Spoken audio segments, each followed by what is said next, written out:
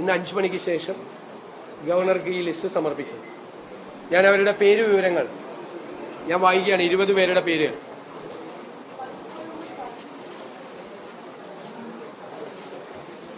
Shri PK Kunhalikutty, Shri Ramesh Chennithala, Shri Sunny Joseph, Shri K Muraleedharan, Shri Mons Joseph, Shri Shibu Baby John, Shri Anoop Jacob,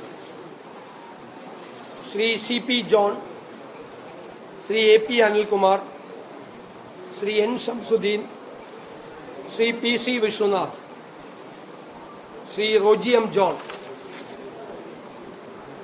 Shrimati Bindu Krishna, Shri M Liju, Shri KM Shaji, Shri PK Basheer, Shri VE Abdul Gafoor, Shri T Siddique, Shrimati KA Thulasi. സനം യൂത്ത് കോൺഗ്രസ് സംസ്ഥാന president കൂടിയായ Shri OJ Janeesh. ഇതാണ് 20 പേരുടെ പേര്. ആണല്ലോ. സ്പീക്കർ ശ്രീ തിരുവഞ്ചൂർ രാധാകൃഷ്ണൻ. ഈ സഭയിലെ തന്നെ മുതിർന്ന അംഗമായ ശ്രീ തിരുവഞ്ചൂർ രാധാകൃഷ്ണൻ സ്പീക്കറും ശ്രീമതി ഷാനിമോൾ ഉസ്മാൻ ഡെപ്യൂട്ടി സ്പീക്കറുമാണ്.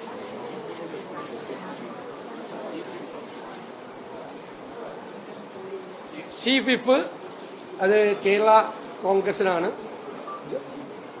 അദ്ദേഹം ശ്രീ PJ ജോസഫ് സാർ അത് പ്രഖ്യാപിക്കും.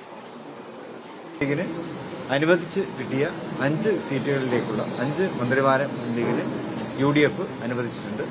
ആ 5 മന്ത്രിമാരുടെ പേരുകൾ പ്രഖ്യാപിക്കുന്നതിന് വേണ്ടിയാണ് ഈ പത്രസമ്മേളനം വിളിച്ചു ചേർത്തിട്ടുള്ളത്. അത് ഞാനിവിടെ പറയുകയാണ്.